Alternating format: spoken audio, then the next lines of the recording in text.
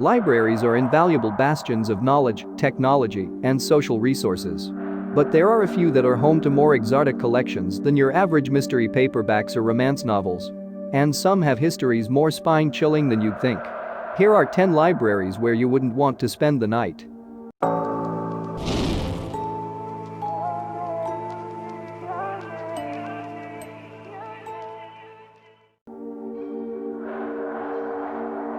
The Nassau Public Library, the largest and oldest in the Bahamas, features unique Arawak, indigenous peoples of South America and of the Caribbean, artifacts and a collection of historic prints, colonial documents and old newspapers.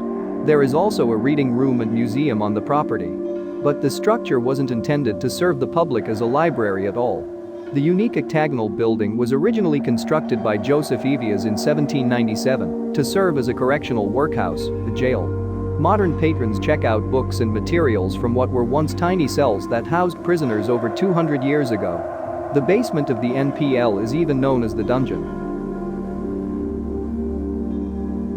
Imagine you're walking down the street, minding your own business, when, out of nowhere, an armored tank, complete with a gun turret, glides down the avenue, seemingly in your direction.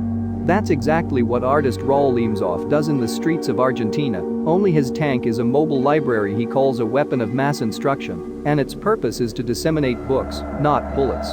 The tank is really a modified 1970 Ford Falcon that holds up to 900 books at a time. A whimsical and community-oriented, Limsoff says the tank can generate much social good as a structure that has the ability of transporting books, giving books away, collecting books, making a mess of people's heads, idea, for sure, but one that is probably inspired more than a moment of fear when that ominous silhouette rounds the corner. The name Conjuring Arts Research Center might sound like it belongs in a story about a fictional wizarding school, but it's a real place, located in Midtown Manhattan. The dim, tightly packed library owns hundreds of books on stage magic, some dating prior to 1700. In addition to the tomes, the library also houses original apparatus, huge pieces of mechanical stage machinery that once thrilled, fooled, and shocked audiences around the globe. The Conjuring Arts Research Center is open by appointment only, though you can visit a couple of local magic shops they've partnered with if you wish to check out books. The University of Southern Denmark is fairly run-of-the-mill when it comes to literature, but in this case, it might be better to judge a book by its cover. At least 3 rare books, dating from the 16th and 17th centuries, were found to have large concentrations of arsenic on their covers during an X-ray process widely utilized to find the chemical composition of pieces of art, such as paintings and pottery. Historic pigments containing the poison were commonly used in the 19th century to form a popular color called Paris green, which was used for everything from wallpaper to clothes. In this case, it was applied as a pesticide to protect the manuscripts from insects. Arsenic poisoning can cause ailments ranging from nausea to cancer to death. Unfortunately, the toxicity of arsenic is permanent, so the books will always be a hazard to human health. They are now stored in special protective boxes, and handling is discouraged. This one is probably fun to look at during the day, but you wouldn't want to be there as the sun sets, throwing long shadows across the weird collection it houses.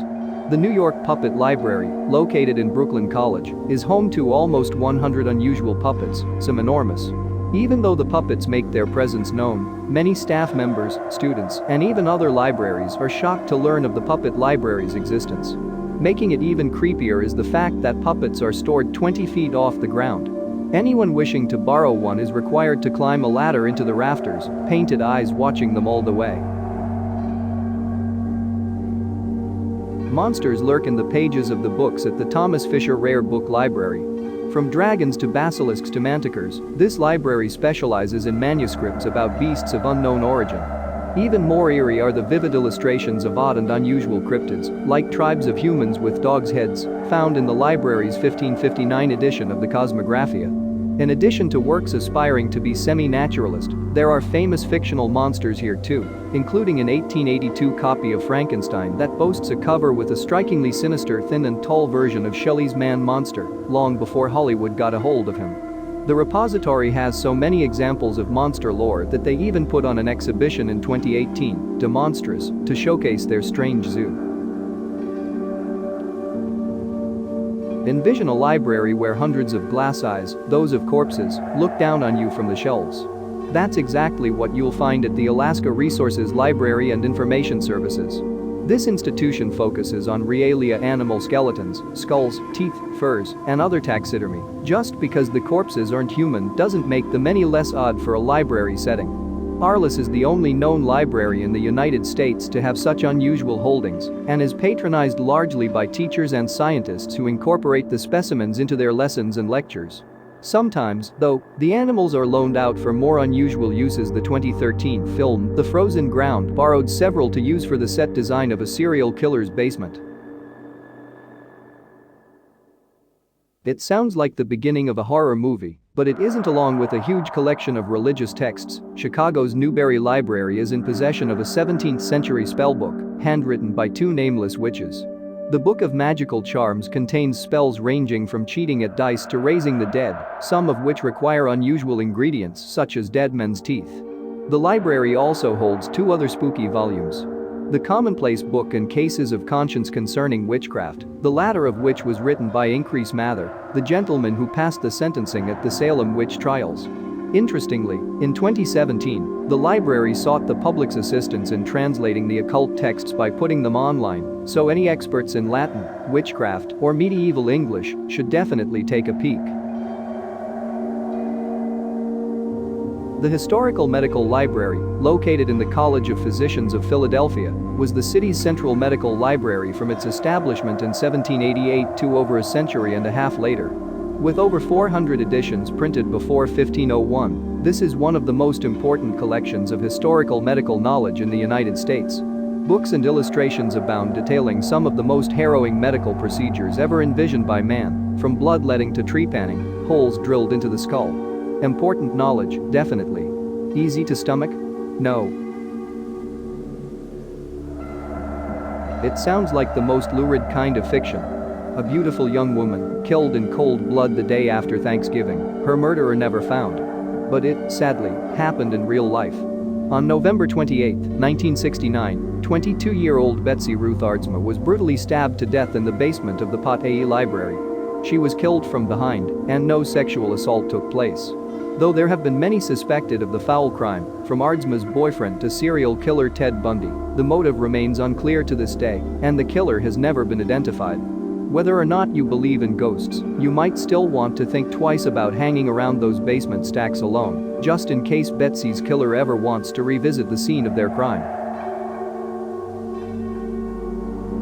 This one isn't a library in and of itself, but it is a strange and creepy collection owned by the Harvard Law School Library.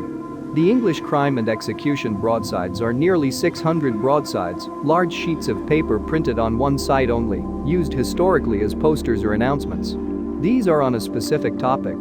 The grisly details and punishments for capital crimes committed between 1735 and 1868 in England and Wales.